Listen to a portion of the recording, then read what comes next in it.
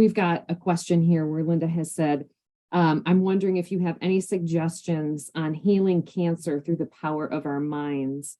She lives alone without a big support group, so she just got a new puppy to help her heal, as she knows that love and pets are important. And any tips on developing her imagination and getting in touch with the inner healer and voice or guide to guide her in what to do? She says, I firmly believe our bodies have the ability to heal, but sometimes our subconscious programming gets in the way. Well, that's a whole book. Right. Number one is having a dog in the house. She'll have a better survival rate than people with the same cancer who don't have a dog in the house. And this has been proven by doctors when one doctor in particular noticed that more of his patients who had a dog in the house were doing well and survived. And it became clear to him, the value and benefit. The other is, if you didn't feel loved by your parents, you have to reparent yourself. Because a Harvard study done quite a few years ago, did your parents love you? Yes. Did your parents love you? No. The ones who said no, it was something like 98% had suffered a major illness by middle age. Those who said yes, only 24% had suffered a major illness. So, and look at Monday. See, we have more heart attacks, strokes, suicides on Monday. But what if everybody loved what they're doing on Monday? Those things wouldn't happen. Mm-hmm. And so I learned what I called survival behavior. You see, part of it is the sickness of doctors. Your cancer went away. You're lucky. You had a spontaneous remission. Isn't that pretty stupid? Why don't you say to the patient, your cancer went away. What the hell did you do? See, I started asking people, why did you die when you were supposed to? And they all had a story to tell me about how they changed their life. And Solzhenitsyn's book, Cancer Ward, I found, see, here's a guy who's not a doctor, but who had cancer writing a book. And this is a part of what he wrote. It was as though self-induced healing fluttered out of the great open book like a rainbow-colored butterfly. And they all held up their foreheads and cheeks for its healing touches that flew past. Only the gloomy Padiev, with a hopeless and opposite expression on his face, croaked out, I suppose for that you need to have a clear conscience. When I read that, it was like, wow. Because one of the men had come into the ward with the book and he said, look, it says here there are cases of self-induced healing. You never hear that from a doctor. Right. See?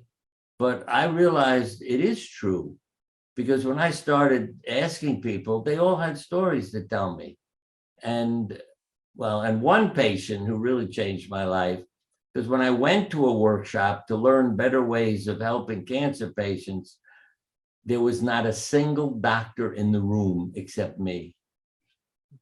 That blew my freaking mind.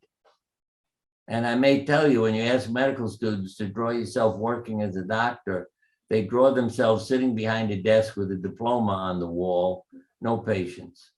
And that was not me. And one of my patients was sitting next to me, young woman. I said, why did you come?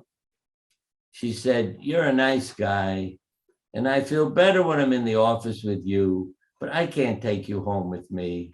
So I need to know how to live between office visits. That statement changed my entire life. I said, I'm going to go and help people live. It ain't just a disease. And literally, when I came back to the office on Monday after the weekend workshop, one of my partners, who's a very intuitive guy, I walk in the office and he yells, you're gone. I said, what the hell are you talking about? I'm gone. You're not the same person you were on Friday. And that impressed the hell out of me too.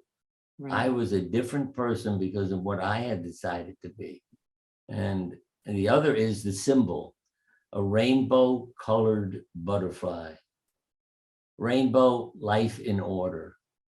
Every color has meaning. I began to do a lot of work with art with patients. The butterfly has to break out of the cocoon, spread its wings, and fly. And that's what the cancer patient, you got to start a new life, bust out of your cocoon, spread your wings, be who you want to be. And then those wonderful things happen. I mean, some of them are really funny stories where people change their lives. I'm not going, this one gentleman wanted to be a violinist and his parents couldn't be proud of that. So he became a lawyer to make them happy. Then he gets cancer. I closed my office and I picked up my violin and I got a job in an orchestra and I didn't die. Good for him, right? You know, people would see Donald Trump as the perfect example of that. I know his parents said to him, we want you to make a lot of money and be famous and do all the big things. They didn't say, be happy, do what you want to do. And so Donald gave up his life to please them. And years ago, when he ran for the first time for president, I wrote to USA Today. I said, would you put a news, you know, a letter to the editor in and tell people if they have anything to do with Donald Trump, whenever they see him or meet him, just say, Donald, I love you. That's what he needs. And they published my letter. And see, if the opposing politicians, when they meet him, say, hi, Donald, good to see you. I really love you. He would not know what the hell to say. You know, Right. how can he criticize him? They just said, I love you. Right. Yeah. And isn't that the truth for so many of us, right? So many of us go through life, and one of the things that we are missing is an unconditional love, which is why a pet teaches us so many lessons and forgiveness. I mean, how many times, you know, we might forget to feed our dog on time, or, you know, we can't get out to give them a walk, but then we go later. They don't care. They don't care. And let me tell you, when you talk about love, my wife died a little over 5 years ago. I'm so sorry. Our house was always a zoo. If people read some of the books I wrote, they're in there too. Love, Animals, and Miracles.